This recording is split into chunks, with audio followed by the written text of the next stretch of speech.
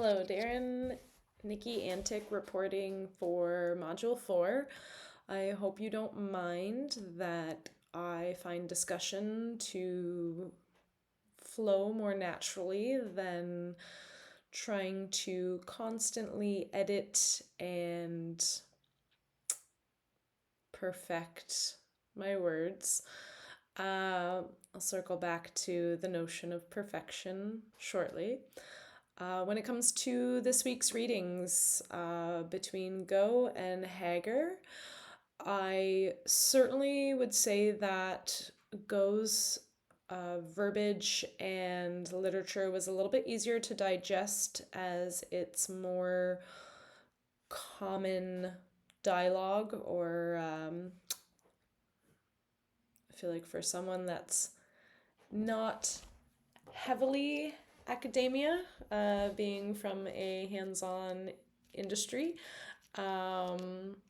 It's just a little bit easier to understand the first time I read it, whereas Hagar has a little bit more depth to it. I find academia has paragraph long sentences that are often a bit of a challenge to interpret, but we made it through. Definitely some good content. And I really firmly believe that, learning and knowledge is constantly in a state of evolution and growth. And, in the hair world, there's a saying, the day you think you know everything is the day you should hang your scissors up. And I think that certainly applies to becoming a teacher, that there is always something to learn, especially this particular cohort being from a technology background. There's tools and techniques and um, innovations that are constantly coming out, and we really need to stay ahead of the game. There was a time in my career when I had a client inform me about a new product that I had never heard about. I'd carried the line, it was Kevin Murphy Products, and she was telling me about this new product and asking me if I had it in stock, and I hadn't even heard about it. And I reached out to my supplier, and my supplier hadn't even heard about it. And it was a slightly uncomfortable position because, here I am supposing I'm supposed to be the expert, and I'm getting schooled, and I can certainly foresee how uncomfortable that may be moving forward, but like in a classroom setting. But as much as it's uncomfortable, there's certainly opportunity for growth, especially in today's society with technology and the World Wide Web. It's bound to happen at some point where a student informs me of a technique, with all the tutorials and whatnot out there, myself coming from a hairstylist background. Um, give you a little context. So, I can certainly see them coming at me with something I've never heard of or seen before, and it might be a little uncomfortable, but I look forward to learning from them and learning with them. And there's no real almighty, omnipotent source of knowledge. I think everyone has something to learn. Everyone has a unique perspective, and their perceptions will differ from someone that you think comes from an identical upbringing, socioeconomic background, but each individual person is going to have different components that resonates with them. And I've heard it before from mentors, or we had a lovely lady named Kate come in and do a speech for us in Tim's class one day. And you can do a lesson for a class, and one day it's fantastic, exciting, they're engaged, deliver the exact same lesson to a next to identical group, and it completely flops. And you wonder what happened, but the context is different for each individual student on a day-to-day basis. Some days, most days, I'm in a really great mood.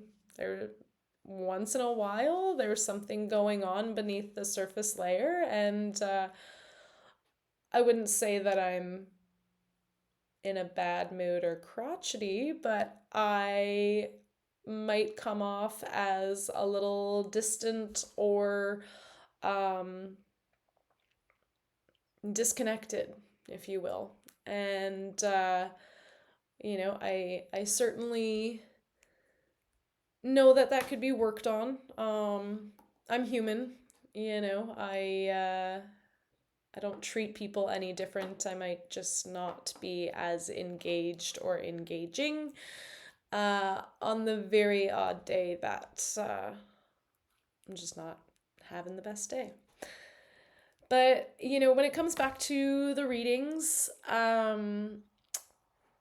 one of the early key components that I read that kind of stuck out and I wrote down is development of the mind remains the focus of education. And yeah, we're always striving towards growing, and new knowledge is always great knowledge. And, if it's something that we can apply to our day-to-day living, or even not necessarily day-to-day living, but apply promptly, I think that it sticks a little bit better. I believe it was Jarvis that stated learning is intimately bound up with action.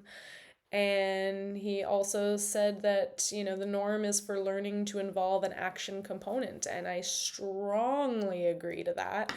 There's a saying, tell me something and I will probably forget.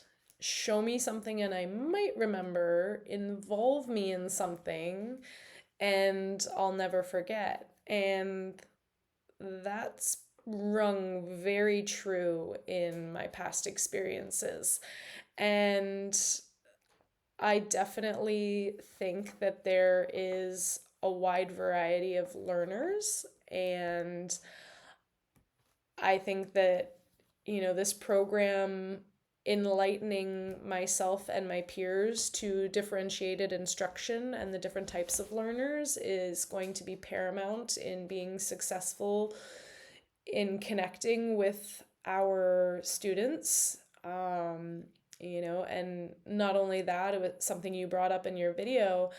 And I think even, I want to say it was Winch, stated that it's necessary social nature of learning, and yourself in your video as well, that having shared experiences is key in developing relationships. And when you have those relationships, you're a little bit more engaged and invested. And to get our students to engage and invest in the learning and the learning activities, and developing a sense of community, even in just a one period out of the day. The students that gather in my class, I'm pretty sure I'll have about 20 of them. That's something really special. And the more connected and comfortable you can kind of get them, the more I think they'll just kind of feel comfortable. I mean, my teaching philosophy is teaching through confidence, and something that I learned at one point in my career, I did a little stint in sales, a few years, I shouldn't call it too little, but if you can be comfortable in uncomfortable situations, you're pretty close to invincible. At least I like to think so. But I really want to pass that ability, learning to be okay and comfortable in uncomfortable situations. I really look forward to passing that on to the 14 to 18-year-olds. I very much look forward to teaching in the near future. Um, yeah, I think I've got a lot of knowledge to share, but I know that I don't know everything. And, to tie it into something I used to say to my clients all the time, I strive for perfection, but I don't claim to be perfect. And that's where you come in. When you go home and you style your hair yourself, you'll really know if it's a great haircut or if you have a little heavy spot or if it's not quite styling just right. And if that's the case, please do come back, because if I don't know where my imperfections hide, I'll never be able to get that much closer to perfect. And, to kind of correlate things with the context component of, Hager's Hager's body of work there, um, really emphasizing that context is paramount in someone's perception of learning or someone's capacity of learning. And to tie that into my clients when they go home and they do their hair, I used to always say to them, they're like, "Oh, it looks great," and I said, even if you taught me or showed me exactly how you do your own hair, products, techniques, you name it, your arms approach your head at different angles than mine would. So that alone can shift your results, or in the learning kind of correlation, um, your outcome of learning. Just that slight shift in perception or starting point. So um, I feel very fortunate that I am in a hands-on kind of classroom, and because action is, I think, heavily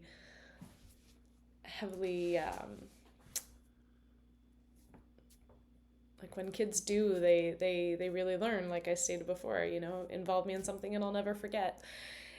And it's a privilege, yourself being from a mathematics background. I think that it might have some different challenges, and ultimately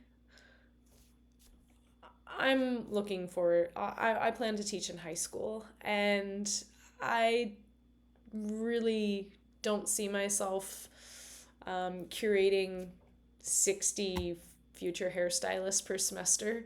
Um, but if I can really impart self-confidence, a sense of community, um, get them to buy into long-term learning as opposed to get a grade and see you later. I really, really, really hope that they gain some critical thinking and problem solving abilities through learning processes and structure and some hands-on skills. And yeah, I don't I don't know how else to really say it. I in my discussion I posted about perfectionism being, in my eyes, it's kind of toxic. Perfect is a state of perception. Your idea of perfect is different than my idea of perfect, and therefore, is perfect really attainable? I let the students know it's fantastic to strive for greatness, but perfect just you might not ever get there, and that can kind of be related to finding that one true model of teaching and learning, it's not a one size fits all. Yeah, you need to be diverse. You need to utilize different methods and be on the edge of innovation because we don't want to get stale. If we get stale, people stop taking our course, and that defeats this entire purpose. So, um, I plan on being a forever student. I constantly seek growth, and I hope that I can impart that on my students.